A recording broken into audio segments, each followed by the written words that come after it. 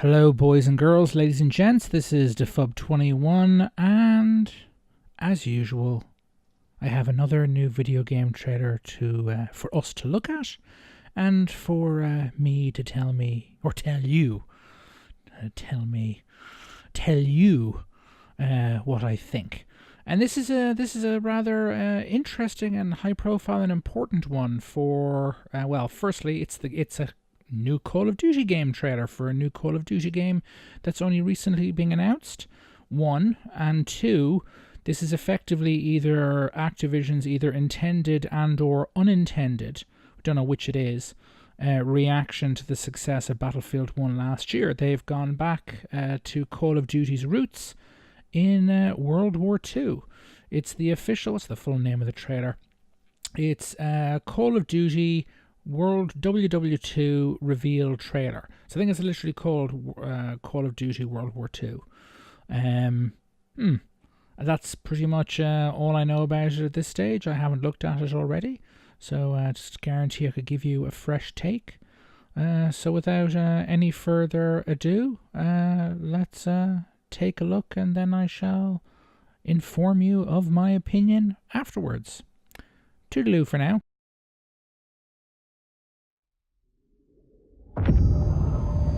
This day have set upon a mighty endeavor. Souls will be shaken with the violences of war. In this hour of great sacrifice, we shall prevail.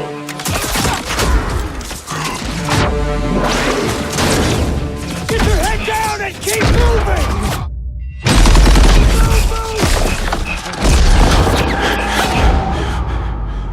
We are all that separates the world from darkness. The enemy is ruthless. We cannot, we must not fail. Duty first.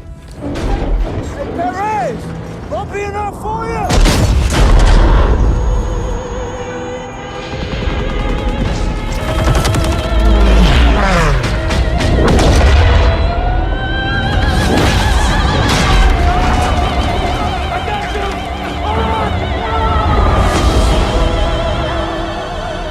Casualties. We executed the mission. Get me the fuck out of here! How many? We had orders! Get to cover!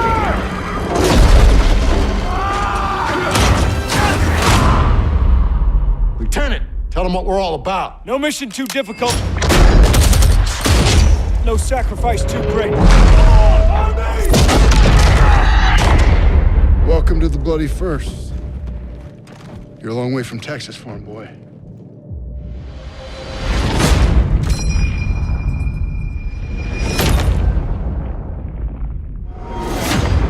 Pre-order now and get access to the private beta.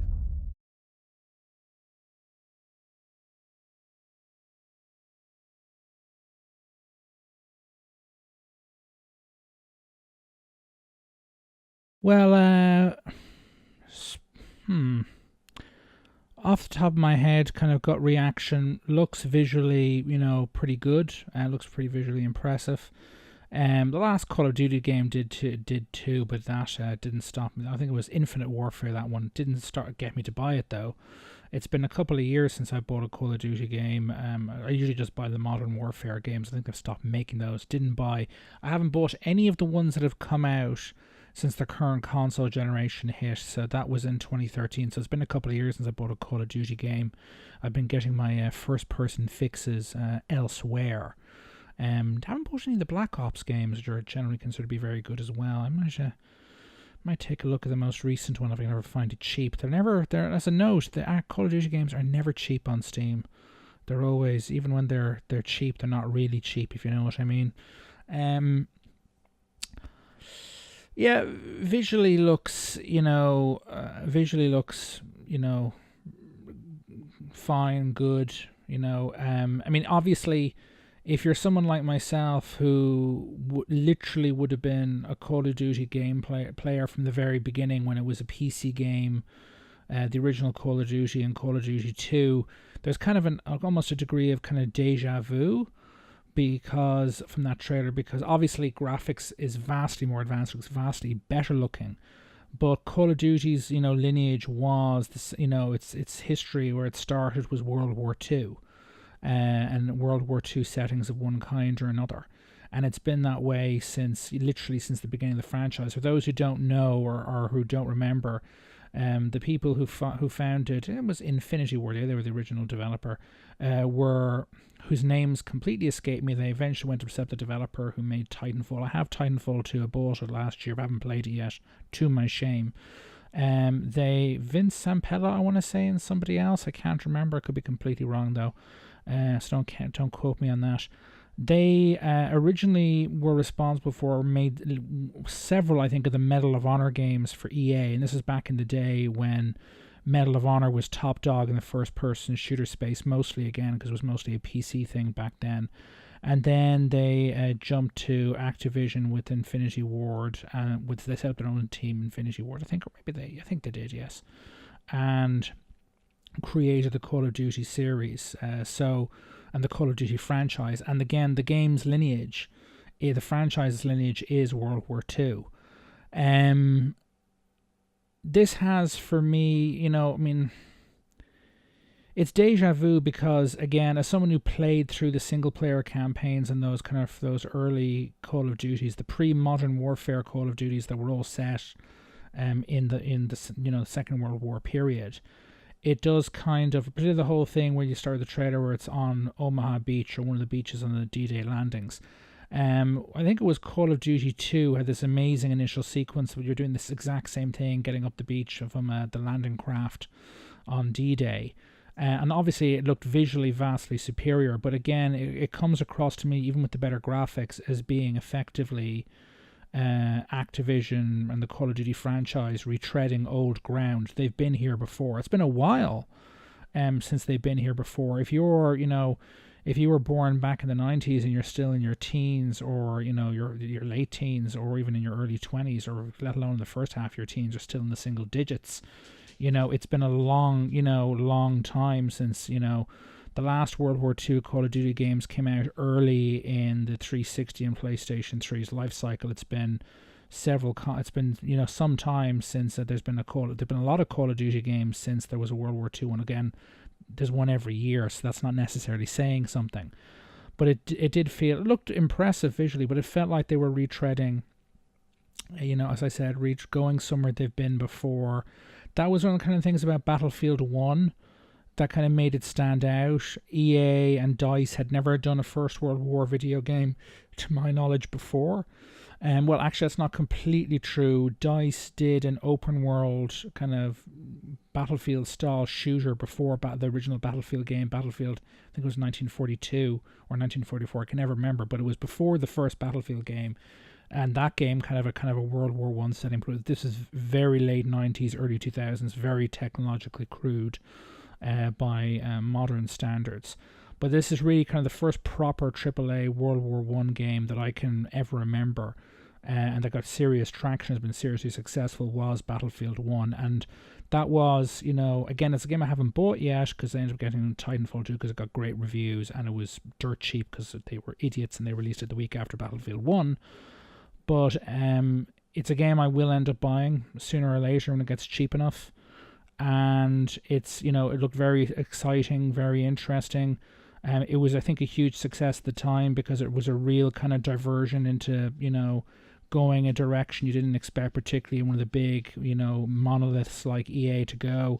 And also, again, it's been, in terms of whether it be first-person shooter or any other kind of video game, it's not something certainly that you've seen before in the AAA big-budget space. I think smaller studios and indies have done games like this before, first-person shooters and otherwise. Verdun is a name that comes to mind for some reason.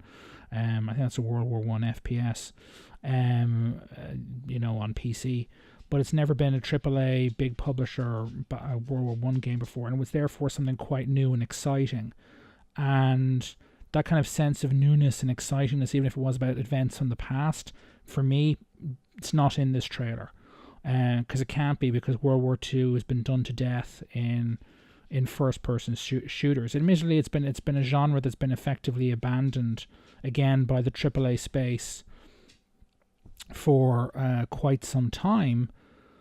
But again, for me, I mean, I still have my original retail copy of Call of Duty 2 somewhere. And you can pick it up on Steam. It's a bit, I think you have to pay 10-15 quid for it, which, considering that it's a game that came out in the early 2000s, is a bit, is pushing it to put it mildly, although it was a great game at the time. But still, it's, I give, all credit to them. But again, the whole getting off the beach, they've done that before. The whole riding in a tank or on a tank or in a tank, they've done that before. The fighting in France, they've done that before. If at least if they really wanted to, playing as American soldiers, we've done that before. If they wanted to differentiate themselves, why don't they just set it playing Russians on the Eastern Front? That'd make for a tonally very, very dark single player campaign. Although actually, I think the single player campaign, or part of it in Call of Duty 2, might have been set on the Eastern Front. Now that I remember. Although, again, I might be wrong about that too. But my point is that it's been done before. Battlefield 1 was really in the AAA space doing something that wasn't done before, so it's nowhere near as exciting. I'll certainly pay attention to it. And apparently there's a zombie, co-op mode with zombie Nazis, which has been... I think there's a couple of rather successful zombie Nazi army games, something like that. I think that's the name of them. You can look them up on Steam. They've gotten good enough reviews. So again, other people have been doing that kind of thing up and quite recently as well. So it's not something dramatically new. This trailer does have me coming back to a kind of a theme that I've gone over in the past in my thinking in general. I think I've done it in a couple of videos. It was some time ago now. But if there is a major publisher that was going to get into serious trouble, a major Western one, because of, just the way it did things, it was going to be the Activision part of Activision Blizzard. Having a new Call of Duty game out every year, yeah, it's very successful. But unlike EA, that tried a lot of new IPs, some succeeded, others didn't. Some succeeded, but not enough for EA. Dead Space being the prime example there. EA at least created a variety of new IPs. During the last generation, Activision effectively rationalized, shrunk the number of IPs they were actively supporting and developing. This it helped them become, because of the huge success, the kind of blockbuster success of Call of Duty. This allowed Activision to be very, very, very, very profitable. But of the big publishers, certainly the big Western publishers, they are overwhelmingly dependent on their turnover and their profits on a single franchise that they literally release every year. And sooner or later, they were going to run out of steam, or they were going to, the audience was going to get tired of it. And that fatigue has definitely been setting in for Call of Duty for a while. I mean, I think, that the profits and so on are still up, but the actual volume sales have been shrinking year on year for Call of Duty. Last year, I think it took a bit of a hit, particularly because of the huge success of Battlefield 1. And I'm not really sure where Activision can go with this. I'm also not necessarily sure where EA can go with first-person kind of, war shooters, for the simple, straightforward, certainly the kind we know, like the Battlefield series, Call of Duty series, that sort of thing. Because, again, the question becomes, at least, EA's got Star Wars. They have a Battlefront game coming this year, which will hopefully fix the myriad of issues with the last one, which again I haven't played because the reviews put me off. And I might get around to buying it when it's really cheap on sale with all the extra content. But the problem basically is that in terms of the Battlefield franchise, in terms of the Call of Duty franchise, Battlefield 1 may have brought EA some new success, but it may have only effectively brought them some breathing room for the Battlefield franchise itself, because I just think that after so many games, year after year after year, both Call of Duty and Battlefield, that just kind of general, malaise, slack, what's the term for it? Off the top of my head, just kind of people just getting sick of it. I mean, there's a hardcore that'll play Call of Duty games and new Battlefield games year after year after year. But the bulk of the mainstream, and even a chunk of kind of the core gamer market like myself, are just going to get tired of it. I mean, it's like, for me, you know, the first victim of this for me in my personal gaming was kind of Ubisoft's open world sandbox games. I haven't bought neither Watch Dogs 1 or 2, neither of them. I haven't bought an Assassin's Creed game in years. Even the Far Cry series is beginning. I haven't bought Far Cry Primal. That kind of style of, you know, one or, you know, several Ubisoft style, you know what I mean by that, you know, map with regional bases, you capture them to unlock, reveal most of the map and blah, or parts of the map and blah, blah, blah. Lots of miscellaneous fetching stuff to be done to collect them all, got to catch them all, as it were, to 100% max out the game and so on. That kind of design, you know, that's become standard issue in all Ubisoft's third-person and first-person games has really kind of run its course with me. And I think for, you know, a lot of the kind of mainstream, you know, gamers, including, you know, and core gamers as well, and hardcore gamers, that, you know, I don't think the kind of one new Battlefield, one new Call of Duty every year is sustainable in the long run. I think Battlefield 1 might have bought EA some time, alternating between Star Wars, an amazing IP, and which I imagine if it continues to be commercially successful for EA will do to it what it's done to football with FIFA and American football in the US with whatever it's called in the US, American football. I can't name the name of the league. I apologize. I'm a horrid European for any Yanks who were offended. But again, if that works out for them, great. But I just don't think the kind of conventional shooter, whether it be in World War One up into the near future science fiction-y settings, I'm not sure if they're really sustainable in the long term with the multiple new titles every year. I just think sooner or later, surely the audience, the mainstream audience, is just going to get their fill of them, and the numbers are just going to keep shrinking and shrinking. And particularly as the games continue to get more and more expensive to develop, when you have shrinking sales and increasing development costs, you know, when does it continue to make business sense to be releasing a new game every year? And to my mind, it simply doesn't. I think there are other models that they can go down, and different genres. But again, the difference between Activision and either the Blizzard part of Activision Blizzard, or the difference between literally every other major Western publisher compared to Activision on its own, is Activision has become a giant Chinese panda bear, overwhelmingly specialized towards churning out Call of Duty game after Call of Duty game after Call of Duty game, plus, you know, Skylanders and a couple other things. And, you know, EA has a wide breadth of titles, some more popular than others, but they've got them. It seems the FIFA, American football, various, you know, hockey, basketball, there seems to be an insatiable demand for those games that never runs out because it's been going since the 90s. But for the first person shooter, particularly, you know, from your Battlefield and your Call of Duty, I don't know what the long-term future for those particular